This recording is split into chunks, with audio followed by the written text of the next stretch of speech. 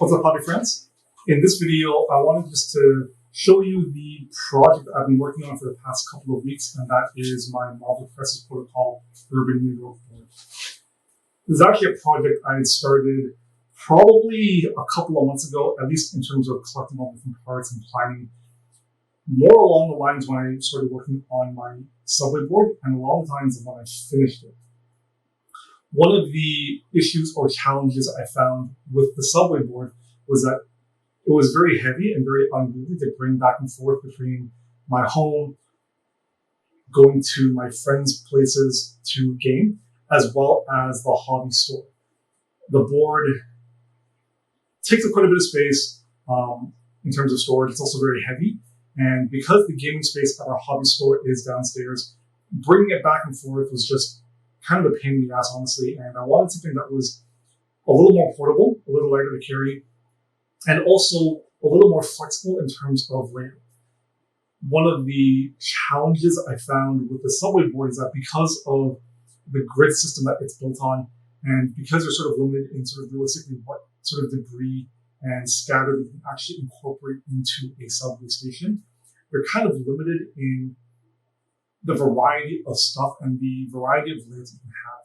And I wanted to sort of rectify that with this second board to really open up the possibilities of how a gaming space or how a narrative scenario could be set up so that every single game that we played could be a different experience just by altering the position of a few elements or incorporating some different elements of scatter.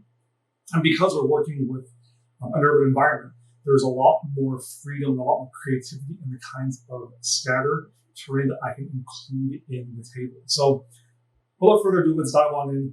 It's going to be a handheld camera video, so I apologize if it's a little shaky. I'll try and stabilize it in ending, and I'll try and not move around too much and just try and capture some really good angles while I describe the table, the creative process in terms of the planning, what I've worked on so far, how I've approached it, and then what I have planned for the table moving forward. So this is the board as it currently stands, and I'd say the majority of the scatter is already placed on the board, at least in terms of what I have painted. I do have a couple of elements down here, like a couple jersey barriers, a few more hedgerows and planters that I have painted, a couple of stop signs, etc. But that's like inconsequential. For the most part, the majority of the pieces are on the board. And I think, as I mentioned already, the narrative I'm going for is a sort of New York-esque suburb, a mix between the city and sort of the edge of the city. So a mix of residential and then some commercial businesses in there as well. And really what I wanted to do was have a combination of urban and concrete elements with splashes of nature. So you're seeing a lot of greenery in terms of having planters, flower bushes, and especially trees. One of the things that I see quite often for tabletop games, especially for Marvel, is that it tends to lean one way or the other. You're either going heavy nature in terms of forests, a lot of trees, a lot of plants and cliff sides, etc., or you go the complete opposite, and it's either a heavy urban environment like we know on Earth, or some sort of spaceship environment, or an alien cosmic planet or something or other. And I wanted my board to have sort of the best of both worlds and have it to feel a lot more organic in terms of incorporating the greenery and the green space along with these man-made elements. I feel it adds so much more life and vibrancy to a board having these pieces rather than just being restricted entirely to either man-made or nature. In terms of the components I have on the board currently, so the mat is from Deep Cut Studios. This is one of their Marvel Crisis Protocol mats. I think they have 4 or 5 different ones available. And I'll touch on it a little later. I'd originally picked this one up because of the interesting open space in the middle in combination with the parking lot. I liked the fact that the roads weren't on a grid, especially with this, this curve and Y branch right here. And I'll touch on it more a little later. I do think this board or this mat ends up being kind of restrictive in the potential layouts that you can actually create. But for the most part, I think it's a great looking board. I love the colors. They're very natural, and then especially the greenery. It blends very, very well with some of the Woodland Scenics turf and the trees. I do have the Urban Mayhem board from Atomic Mass Games as an alternative. It's a little bit more grid-like, a bit more structured in terms of the layout of the roads. So I think there's a bit more variety in terms of the way that you can potentially lay out the board. But I do find the colors on that a little bit more saturated than I would prefer. The grays on the roads end up being quite more on the blue side. The greens are more of a like a vibrant, not quite neon green, but like a goblin green color. If you're familiar with the Games Workshop colors, it's very rich, very bright and vibrant, and I feel like it clashes with the color palette that I've established for the terrain pieces I currently have. In terms of the buildings I have painted, right now I have 2 big apartments, and these are made by Atomic Mass Games. So these are the official apartment buildings. The actual kit builds as a 3-story, but I ended up buying 2 of them, and I built one as a 2-story here, and then one as a 4-story. I'm a huge sucker for tall buildings, and I felt like having that mismatch helped to create these different levels in terms of not having the board look too uniform and just feel like each building is a little bit more unique. I did not build the buildings modular, so everything is glued together in terms of the levels. I know you have the option to, but honestly, I don't care. It would have made painting a much more difficult process for me, especially in having the uniform highlights, all the weathering and streaking, and then just transporting, having all these separate components would just be a pain, I think. From there, we move on to a lot of the little scatter, and most of it is actually 3D printed, a combination of free files that you can find from Thingiverse. So things like these, I think it's these Jersey barriers, a lot of these dumpsters, these vans, a lot of these vending machines, things like that. Some of the fire hydrants, some of these planters. You can find them on Thingiverse and either use them as the pure STLs or modify them in either Fusion or Mesh Mixer and either cut apart what you don't need or modify them to suit your needs. So I know that a lot of it is essentially limited to having a 3D printer available. And so I understand that not everyone is going to be able to make this scatter as easily as I can. But I feel like if you're going to be working on a lot of scratch building, a lot of terrain making, investing in and learning how to use a resin 3D printer, I think is really going to open up possibilities for your hobby. And then, of course, there are a couple of pieces that you can buy from, and I like to go to Corvus Games Terrain. They make a nice variety of terrain pieces for 28 millimeter and 40 millimeter scale, both in terms of having more realistic elements, which are some of the featured here, or you can go a little bit more sci-fi, you can go Western, you can go dystopian.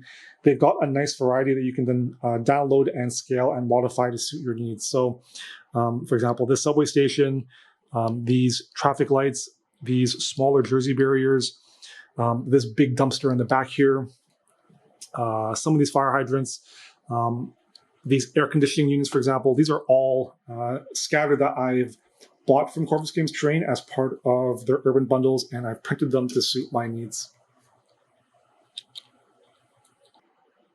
The trees, I actually struggled with a little bit in terms of finding a good solution.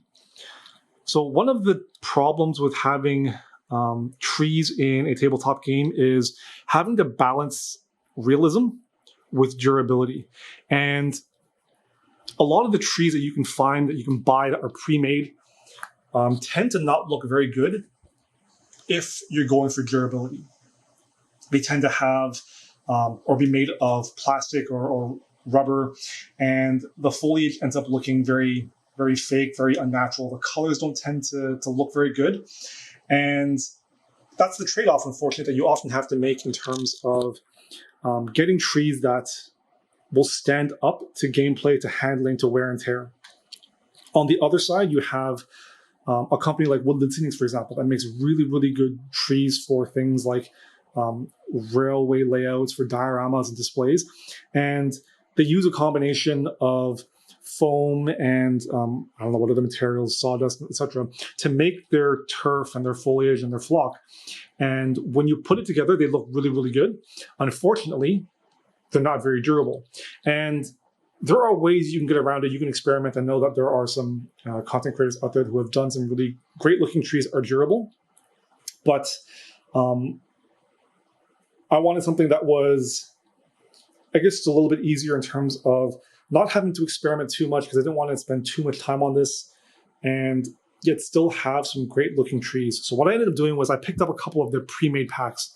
So these are, I think they're spruce and pine trees. These are 7 to 8 inches, and these are 5 to 6. So this came in a pack of 5, pack of 4. So you see them, I use them to frame trees on the outside. And then I have a pair of deciduous dark green ones, and then a pair of birch ones with the whiter tree trunks and bark. So I've got them loaded into planters there, and these are the ones I use to sort of scatter within the center of the board. And out of the box, they're a little bit more durable than the ones that you make themselves or yourselves. I did use a combination of Mod Podge and water and essentially saturated the trees. I gave them 3 or 4 liberal coats, set it aside to dry overnight, and my goal was to essentially fix the foliage and the tufts that they have on the branches, make them a little bit more durable. And you can see that I'm gripping them and handling them now, and they don't really drop any of the scatter or the foliage. These ones were a little trickier. I wanted some great looking deciduous, and there really isn't a terribly good solution in terms of pre-made. The Mod Podge does help secure a lot of the flock, but it's still not something that you want to grip and pick up. So I custom made some planters with some flower tufts in the bed just to have a way of gripping them. And I think they look pretty good as some additional scatter in the city. And then, of course, I also have the trash bags and cardboard boxes. I released a video a couple of weeks ago showcasing how to make them. And I feel like they add that extra layer of sort of dirtiness and grime, and it makes the board feel alive and very lived in, like people actually work in and use these spaces. And it's only natural that you're going to see litter and debris and trash and sort of this stuff pile up. No city is perfectly clean, and those that do tend to, I don't know. For me, it feels unnatural. I guess just having lived in North America for so long, I'm used to seeing trash everywhere. So especially because I'm going for a New York vibe, having these elements in there is actually really important to me. One of the biggest challenges for this board was the playability of it. And what you're seeing right now is a fairly dense layout. Probably, I would almost say 2 or 3 times what Atomic Mass actually recommends in their core rulebook. And for me, I understand that it's a game balance perspective. There are certain affiliations and certain models. Brotherhood, for example, is one that comes to mind. A-Force as well, if you take certain characters, that tend to have a lot of throws and a lot of ways of destroying terrain. And having a board that is so dense, so full of scatter, inherently favors those teams. I honestly don't care. I am willing to take the hit in terms of playability. I understand that a board like this would actually heavily favor a Brotherhood team. Models like Juggernaut love boards like this because you're able to feed power by destroying terrain. But I find that the balance, especially if you remove those teams from the equation, it's less of a concern for me because my focus with a board like this is the narrative, is storytelling, it's the immersion. And I would rather take a hit in terms of the power, especially if I am facing up against a team like Brotherhood.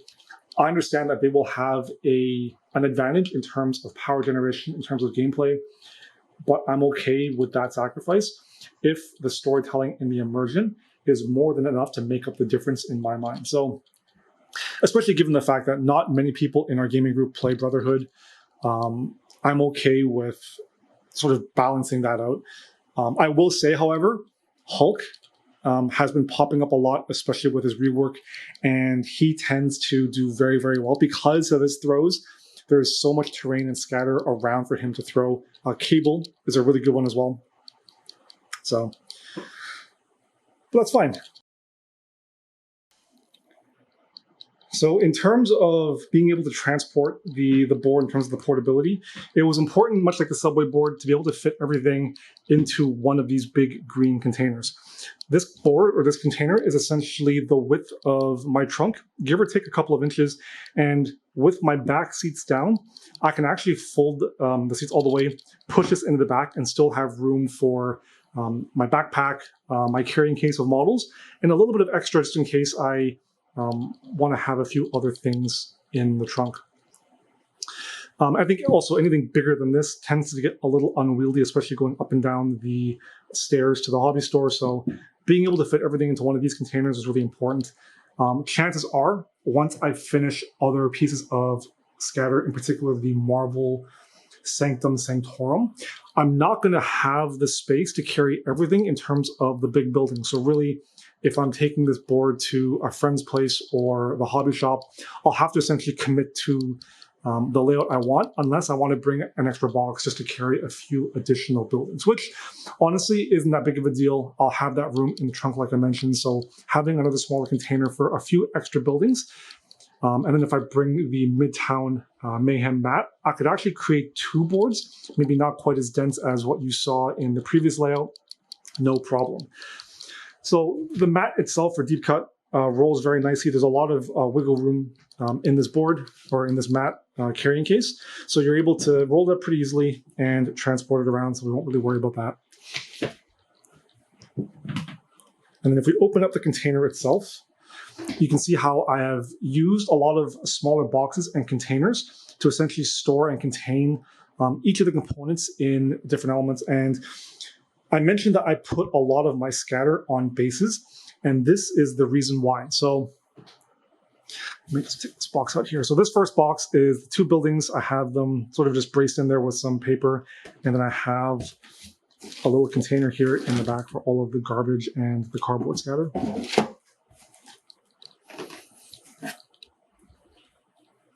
This box right here is all of my vehicles. I have room for one or two more sedans, I guess, if I pick up the box set from Atomic Mass, but I think for the time being, these 5 vehicles, and maybe I'll print up an extra, like a tiny sedan or a cop car or something, will be good, I think, to fill the roads. I just picked up some EVA foam. I believe this is 1/4 inch and 1/2 inch. This is a 1/2 inch EVA foam that I just trimmed and cut the size to essentially brace. And it's not glued in, so there is a bit of flexibility in terms of being able to rearrange the layout if I want. And I just needed a way to have this container stored vertically without the vehicles scratching and bumping into each other and ruining the paint job. You can see here that I have a piece for a gas station, and then the bus, which also requires a lot of work. I need to do some gap filling there.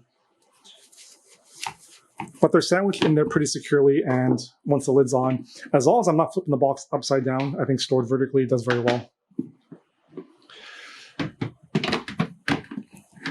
But the trees and all of the little scatter I've got in these containers. And what I've actually done is I've gone to the hardware store. So for us in Canada, this is Rona, one of the cheaper discount ones. And I've gotten sheets of air duct metal. It's thin enough that I can use a pair of industrial scissors to cut and trim down. And I've essentially lined the bottom of all of these containers with these metal sheets.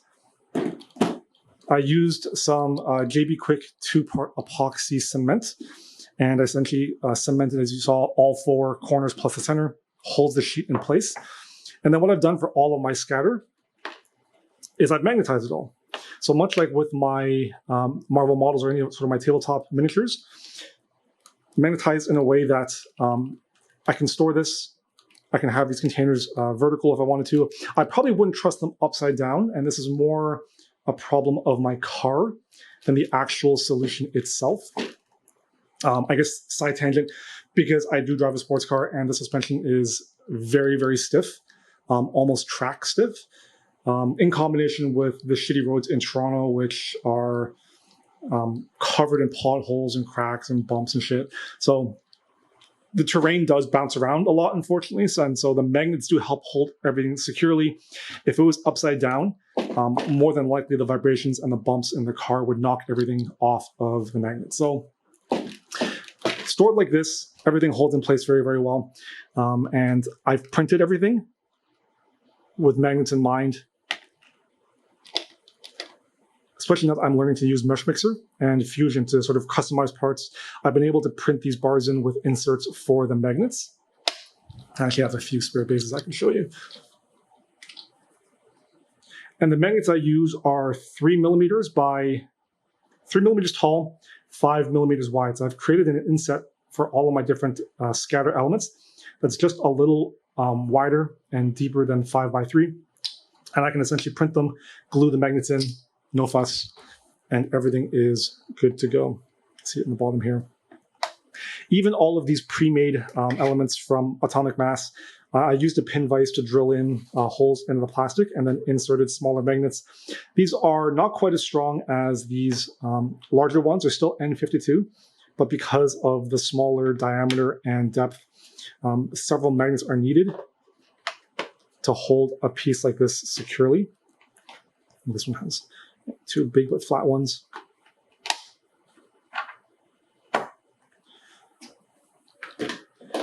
So I've got the shallow one there. I've got a deeper one here for some of my taller elements. And you can see that I do have some room here for whenever I make the gas station, I'll be able to put the gas pumps as well as if I can twist and rearrange maybe the actual gas building here. I've got the subway station, a dumpster. So the subway station I think has 8 magnets. You can sort of see them there. I printed this very, very early on, so I wasn't smart enough to learn how to inset them. But I think this solution works. The 8 magnets do hold it pretty securely in place. I've got the jersey barriers, the magnet insert. Even the water tower from the Atomic Mass Games one, I drilled in insert for a magnet.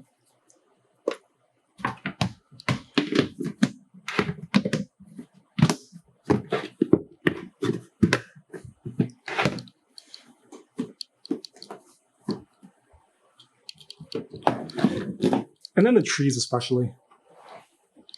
So basically all of the trees, it's a combination of stability, especially for these tinier ones. You can see the branches. They're designed to be inserted into, I guess, foam or whatever layouts. And they're designed to just sort of be glued in place. Because I want these to be modular for tabletop, I had to print up a base with a magnet insert. And then I used hot glue to actually glue the tree in place. And then using, I believe this was AK or Vallejo. I use this stuff to just build up the ground texture. And once it dries, it actually secures in place very, very well. So I can just grip these trees by the top. The magnets are strong enough to hold them in place without them shifting, but light enough that I can very easily just pick them up without worrying about damaging them. The planters for these also have the magnets on the bottom. However, because I can't pick these trees up by the foliage, I actually have to remove all of these trees first and then pick them up by the planters. But c'est la vie. And then when I put it in there, I wanted to make sure that I had enough room to close the lid without compressing the trees. I don't have a container tall enough where I can self-contain them, and tall enough that the box for the buildings won't slide over and impact the trees. In terms of what's next, because my goal for the year is to basically finish off all of my painted stuff, and I'm already starting to build a healthy backlog again of some Marvel models, and while my Eldar product has basically been nixed, Horus Heresy is coming around the corner, and then my Night Haunt are going to get an update in terms of additional models. So I'm not going to be picking up too many more pieces for this table for the time being. I want to finish what I have and then move on to other projects before maybe near the end of the year if I have time and sort of the hobby capacity, return to this. One of the advantages of having a sort of modular urban board like this is you can sort of, especially now that it's at this complete stage, add bits and pieces to it and I'm not in a hurry or a rush to have to add all these big elements because the game or this table is already at such a playable state for the game. So what I currently have to actually finish, I've got a Sanctum Sanctorum that I do want to paint up, and it's only fitting given that my main affiliation right now is Convocation that I can get this up. This will drastically change the dynamicism of the layout. It's a big piece. It's going to command a big central portion of the board, and so I feel like if I have the Sanctum in there, I'm not really going to have both apartments, or if I do, they're going to be pushed or relegated to the sides, or more likely, I'll surround the Sanctum with more green space, have the trees more centered as a focal element of the board. I do have parts to make a gas station, although the 3D printed parts require a lot of work. This was earlier in sort of my 3D printing career. A lot of it has errors, and I either have to reprint it or remake it just to make it playable. So that's like way, way low on the budget. And then I do have a few more vehicles to work on. So I've got a bus that I printed, and I want to make that with a bus station. I feel like that'll be a good way to fill up the roads and add a nice another size 5 vehicle in there. I've got a dump truck, and I have a Oscorp container. So this is actually a 3D printed truck bed from Corvus, because the official set gives you one truck, but 2 different backers. So I printed that to have a dual use out of the kit. I've got a few more planters in here to finish, and then I've got a couple of telephone poles. I feel like you see them everywhere, and it just felt like a good way to incorporate a few more pieces of size 3 scatter to help frame out the edges. I have this mat from Deep Cut, and I do have the Midtown Mayhem from Atomic Mass. I'm not a fan of the color of that one, so it's a great backup mat to have. As I mentioned earlier in this video, this mat does have a lot of limitations in terms of how you can naturally organize and group the buildings especially, and then the different scatter elements that go around it. Because of the weird curvature of this road and the Y-split, as well as this massive parking lot that really does command a big part of the board, it breaks my immersion depending on how I lay out the buildings and sort of the scatter elements I have around it. So what I want to do, I'm not going to replace the mat. There are a couple of options, but because they're all made by companies either in the States or overseas in France, Europe. This one came from Russia, which unfortunately I currently don't want to buy another one from Deep Cut. It does get expensive. This mat in particular with the shipping, I bought a second one that was sort of a Sci-Fi Tokyo one, which helped to reduce the shipping a little bit. But all in, this mat with shipping cost me about $75 Canadian. So I paid $150 for this and a second mat. So it is very expensive for what it is. I want to try and find either a local alternative, or more likely, I'm just going to get some foam core, Bristol board, etc. And I actually want to make a piece or a couple of panels that I can overlay on top of this center or on the sides here to either more likely remove the roads, create some green space, create more sidewalk space that will allow me a little bit more flexibility in how I can create and change my different layouts for the board. And in doing so, I'll be able to either make like a park, a construction site, or something that I really want to do is a restaurant or bar with an open patio. I kind of like the idea of having a restaurant over here, a few places for parking, and then having a nice patio space with fences and cool little umbrellas and tables scattered around. I think that'll be a really, really cool thing. I haven't seen yet. I haven't seen anyone do, so I feel like that would be a good way to just create a bit of variety and create a sort of unique looking board. So that's it with this video. I hope you enjoyed. And if you're ever working on your own tabletop terrain, either for a gaming table or for a display board or even just a diorama, I hope that this is a nice source of inspiration for you and it may motivate you for your own future projects. Make sure you hit that like button and subscribe for more awesome weekly content. And if you want to follow my other social media platforms, I'll make sure to have links in the video description below. As always, until next time, happy hobbying.